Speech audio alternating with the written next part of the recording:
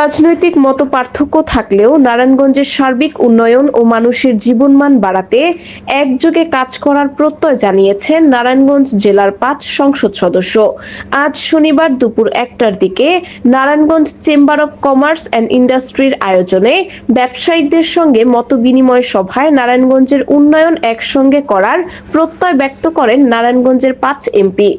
নারায়ণগঞ্জের যোগাযোগ ব্যবস্থা, ব্যবসা বাণিজ্যের পরিবেশ, শিল্প খাতের নিরাপত্তা এবং জেলার উন্নয়ন নিয়ে আলোচনা হয়।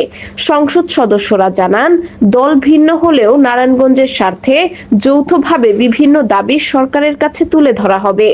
উন্নয়ন কার্যক্রমের সমন্বয় থাকলে সরকারি বরাদ্দ ও প্রকল্প বাস্তবায়নে গতি বাড়বে। প্রয়োজনে জেলার গুরুত্বপূর্ণ দাবিগুলো ৫ এমপির যৌথ উদ্যোগে সংশ্লিষ্ট মন্ত্রণালয়ে উপস্থাপন করা হবে। আমরা ৪ এমপি বা ৫ এমপি আমরা যাই আছি, আমাদের বিরোধী দল সরকারিতে যাই আছি, আমরা ঐক্যবদ্ধ। এই ঐক্যবদ্ধ শব্দটা কিন্তু আমরা বলছি না, আপনারা বলছেন।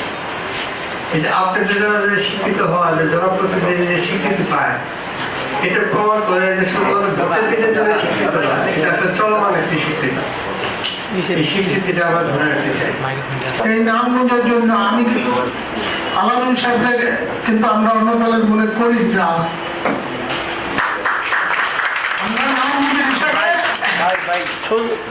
আমরা সবাই এক আছি, আমাদের মধ্যে কোনো এই ৫ জন এমপির মধ্যে গুরুত্ব থাকবে না, এটা আমি আশা করি।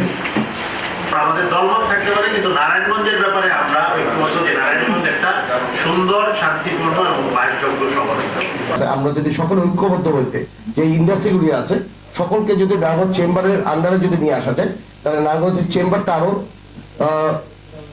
রূপ মানে ভালো রূপে যাবে। ইভেন তাদেরও যদি কখনো কোনো সমস্যা হয়, তাহলে আমরা সকলে একসাথে মিলে কাজটা করতে পারবো।